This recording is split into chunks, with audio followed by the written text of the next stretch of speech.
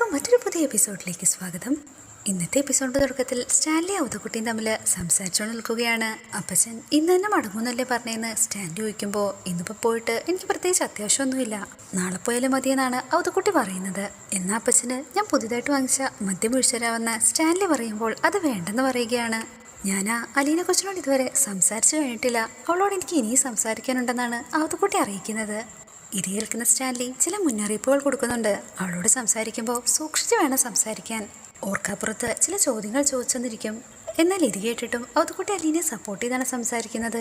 പെൺകുട്ടികളായ അങ്ങനെ വേണമെന്നും അവൾ നല്ല മിടുക്കി പെൺകുട്ടിയാണെന്നൊക്കെ പറയുന്നുണ്ട്. ഇതെല്ലാം കേട്ടിട്ട് സ്റ്റാൻലി ഒരു കാലം ഔതക്കുട്ടിയോടെ ചോദിക്കുന്നു, അപ്പച്ചൻ നാളെ ഇവിടുന്ന് പോകത്തില്ല, മറ്റന്നാളെയും പോകത്തില്ല, എന്താ സത്യമല്ലേന്ന് ചോദിക്കുന്നു. മറുപടി ഔതക്കുട്ടി, ഞാൻ ചിലപ്പോൾ പോയില്ലെന്നും വരും. അതിനുശേഷം ഔതക്കുട്ടി ഒന്നുകൂടി പറയുന്നുണ്ട്, നീ നിന്റെ കുടിയും വലിയൊക്കെ ഒന്ന് കുറയ്ക്കണം, ഒരു പെൺകുട്ടിയുള്ള വീടാ. എന്നാൽ അതൊന്നും കേൾക്കാൻ സ്റ്റാൻലി തയ്യാറാവുന്നില്ല. അങ്ങനെ അവള് പറയുന്നതൊക്കെ കേൾക്കണമെങ്കിൽ വേറൊരു സ്റ്റാൻലി ജനിക്കണം. എന്നാൽ ഇത് കേൾക്കുന്ന ഔതക്കുട്ടി, അവള് ചിന്നമ്മയാണെന്നുണ്ടെങ്കിൽ നിന്നെ വരച്ച വരയിൽ തന്നെ നിർത്തും, എന്തൊക്കെയായാലും നടക്കാൻ പോകുന്ന എന്തൊക്കെയാന്ന് നമുക്ക് കണ്ടറിയാവുന്നതാണ് അവർ പറയുന്നത്. ഇതേസമയം നെടുമ്പുരയ്ക്കലാകട്ടെ അലീനയില്ലാത്തത് കൊണ്ട് തന്നെ ബബിതയും കൃഷ്ണയും രോഹിതും കൂടാണ് അടുക്കളയിലെ ജോലികൾ ഓരോന്ന് ചെയ്യുന്നത്. ഇതെല്ലാം വൈജയന്തി മാറി നിന്ന് നോക്കി കാണുന്നുമുണ്ട്. നീയൊക്കെ കൂടി ഇവിടെ എന്താ ചെയ്യുന്നതെന്ന് വൈജയന്തി ചോദിക്കുമ്പോൾ മറുപടിയെ ബബിത, അലീന ചേച്ചിയുടെ കൂടെ കൂടി ഞങ്ങളും പലതും ചെയ്യാൻ പഠിച്ചു, ഞങ്ങൾക്ക് അറിയാത്തത് പലതും ചേച്ചി ഞങ്ങളെ പഠിപ്പിച്ചു തന്നു എന്നൊക്കെ പറയുന്നു. അങ്ങനെ സ്റ്റാൻലിയുടെ വീട്ടിലാകട്ടെ അവധിക്ക് പോയ ഡ്രൈവർ ഇപ്പോൾ വീണ്ടും തിരിച്ച് വീട്ടിലേക്ക് വന്നേക്കുന്നു. എന്നാൽ ഇത് കാണുന്ന ഔതക്കുട്ടി അയാളെ വഴക്ക് പറയുന്നുണ്ട്. 2 ദിവസം എന്ന് പറഞ്ഞു പോയിട്ട് ഇതിപ്പോൾ 5 ദിവസം കഴിഞ്ഞാണോ നീ വരുന്നത്? ആൻറ്റപ്പനും അയാളുടെ ചോദിക്കുന്നു, സാബിന് ലോങ് ഡിസ്റ്റൻസ് ഡ്രൈവ് പോകണമെന്നുണ്ടെങ്കിൽ നീ തന്നെ വേണമെന്നറിയത്തില്ലേ? ആ ബൈജുവിന് ഇപ്പോഴും ഓടിച്ച് കൈ തെളിഞ്ഞിട്ടില്ല. എന്തൊക്കെയായാലും വേഗം ചെന്ന് സാബിനെ കണ്ട് ജോലിയിൽ ജോയിൻ ചെയ്തോളാൻ പറഞ്ഞ് അയാളെ അകത്തേക്ക് വിടുന്നു. വീട്ടിലേക്ക് മടങ്ങി വന്ന ബാലചന്ദ്രനോട് വൈജയന്തി ഇപ്പോൾ തനിക്ക് ജോലിക്ക് പോകണമെന്നുള്ള കാര്യം പറയുന്നു. തിങ്കളാഴ്ച തൊട്ട് ഞാൻ ബാങ്കിൽ പോയി തുടങ്ങാമെന്നാ വിചാരിക്കും. അതിനിപ്പോൾ ഞാൻ എന്ത് വേണമെന്നാണ് ബാലൻ ചോദിക്കുന്നത്. വെറുമൊരു മര്യാദയുടെ പുറത്ത് മാത്രം ഞാൻ പറഞ്ഞതേ ഉള്ളൂ എന്ന് വൈജ മറുപടി പറയുന്നു. മര്യാദയുടെ പേരിൽ പറഞ്ഞെങ്കിൽ നിനക്കത് ഒട്ടും ഇല്ലല്ലോ എന്നാണ് ബാലൻ ചോദിക്കുന്നത്. എന്നാൽ വൈജയന്തി ഒട്ടും തന്നെ വിട്ടുകൊടുക്കാൻ തയ്യാറാകുന്നില്ല. മര്യാദയൊന്നും നിങ്ങൾ എന്നെ പഠിപ്പിക്കേണ്ടെന്ന് പറയുന്നു.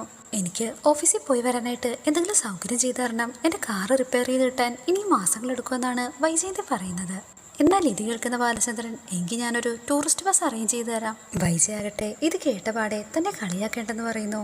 പുതിയൊരു പ്രീമിയം കാർ മേടിക്കാനുള്ള സൗകര്യം മാത്രം ചെയ്തു തന്നാൽ മതി.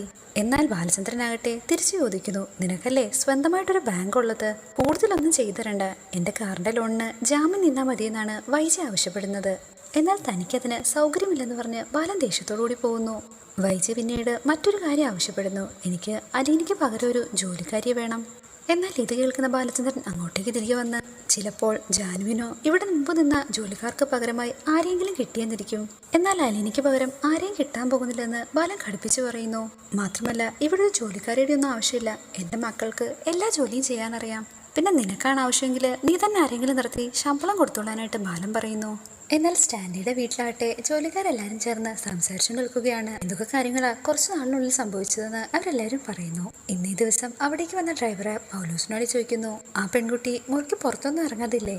മറുപടിയെ പൗലോസ്, ചില സമയങ്ങള് പട്ടികളുമൊത്ത് നടപ്പുണ്ട്. ഇത് കേട്ടപാടെ അയാള് അത്ഭുതത്തോടുകൂടി ചോദിക്കുന്നു, ഇത്രയും നാളായിട്ട് പട്ടികളൊന്നും തന്നെ എന്നോട് ഇടങ്ങിയില്ലല്ലോ?